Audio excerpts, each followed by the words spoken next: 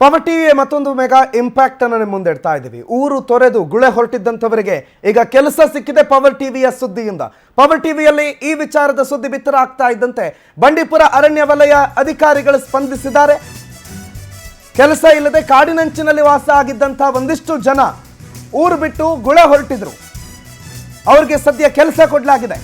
ಗುಳೆ ಹೊರಟಿದ್ರ ಬಗ್ಗೆ power TV ಬೆಳಕು ಚೆಲ್ಲಿತ್ತು, ಅದನ್ನ ಅಧಿಕಾರಿಗಳಿಗೆ ತಲುಪಿಸಿತ್ತು. ಆ ವರದಿ ಪ್ರಸಾರ ಆಗ್ತಾ ಇದ್ದಂತೆ ಬಂಡೀಪುರ ಅರಣ್ಯ ವಲಯದ ಅಧಿಕಾರಿಗಳು ಗ್ರಾಮದ ಜನರ ನೆರವಿಗೆ ನಿಂತಿದ್ದಾರೆ. ಸೋಲಿಗರ ಆರ್ಥಿಕ ಸ್ಥಿತಿಗತಿಗಳಿಗೆ ಅರಣ್ಯ ಇಲಾಖೆ ಸ್ಪಂದಿಸಿದೆ.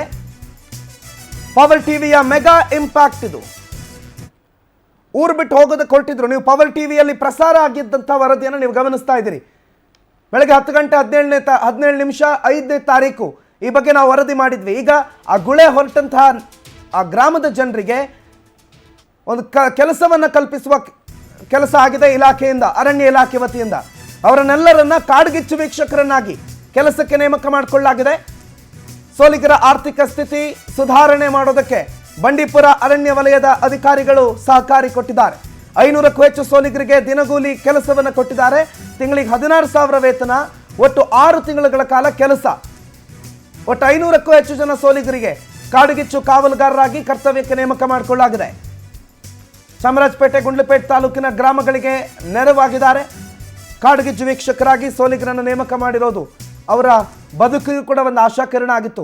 ಮಾಡೋದಕ್ಕೆ ಕೆಲಸ ಇರಲಿಲ್ಲ, ₹1 ದುಡಿಮೆ ಇರಲಿಲ್ಲ, ಹೇಗೆ ಬದುಕೋದು ಅಂತ ಹೊರಟಿದ್ರು. ಅವ್ರಿಗೀಗ ಕೆಲಸ ಕೊಡಿಸಿದೆ ಪವರ್ ಟಿವಿಯ ಈ ವರದಿ. ಈಗ ನಮ್ಮದು 99%, 99 ಇಲ್ಲ 100% ನಮ್ಮದು ಫೈರ್ ವಾಚಸ್ ಎಲ್ಲ ಲೋಕಲ್ ಟ್ರೈಬ್ಸೇ. ಸೋಲಿಗರು ಇರಬೇಕು, ಬೇಟ ಕುರುಬರು ಇರ್ಬೋದು, ಅದು ಜೇನು ಕುರುಬರು ಇರ್ಬೋದು, ಅಲ್ಲೆಲ್ಲಿ ಇರತಕ್ಕಂಥ ಟ್ರೈಬ್ಸೇ ನಾವು ಮಾಡ್ಕೊಳ್ತಾ ಇದ್ದೀವಿ. ಹೌದು, ಅವ್ರಿಗೆ ಕೂಡ ಈವನ್ ನಾವು ಇದು ಬೆಂಕಿ ರೇಖೆ ಮಾಡೋದು ಕೂಡ ನವಂಬರ್ ತಿಂಗಳಿಂದ ಈ ಟ್ರೈಬ್ಸ್ಗೆಲ್ಲ ಇದೇ ಟ್ರೈಬ್ಸ್ಗೆಲ್ಲ ಇಟ್ಕೊಂಡು ಬೆಂಕಿ ರೇಖೆ ಮಾಡುವುದು. ಒನ್ಸ್ ನಾವು ಬೆಂಕಿ ರೇಖೆ ನಮ್ಮ ಡಿಸೆಂಬರ್ ತಿಂಗಳಲ್ಲಿ ಜನವರಿ ಫಸ್ಟ್ ವಾರದಲ್ಲಿ ಕಂಪ್ಲೀಟ್ ಆದಾಗ ಅದೇ ಟ್ರೈಬ್ಸನ್ನು ಬೆಂಕಿ ಕಾವಲುಗಾರರಾಗಿ ಇಟ್ಕೊಳ್ತೀವಿ. ಸೊ ಹಾಗಾಗಿ ಅವ್ರಿಗೆ ನವಂಬರ್, ಡಿಸೆಂಬರ್, ಜನವರಿ, ಫೆಬ್ರವರಿ, ಮಾರ್ಚ್, ಏಪ್ರಿಲ್ ಕನಿಷ್ಠ 6 ತಿಂಗಳಿಗೆ ನಮ್ಮ ಇಲಾಖೆಯಿಂದ ಅವ್ರಿಗೆ ಕೆಲಸ ಸಿಗ್ತದೆ.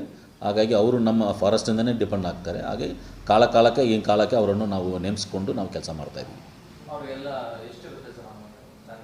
ಯಾರಿಗೆ? ಅವ್ರಿಗೆಲ್ಲ ಆಲ್ಮೋಸ್ಟ್ 16,000 ರೂಪೀಸ್ ಸ್ಯಾಲ್ರಿ ಬರ್ತದೆ.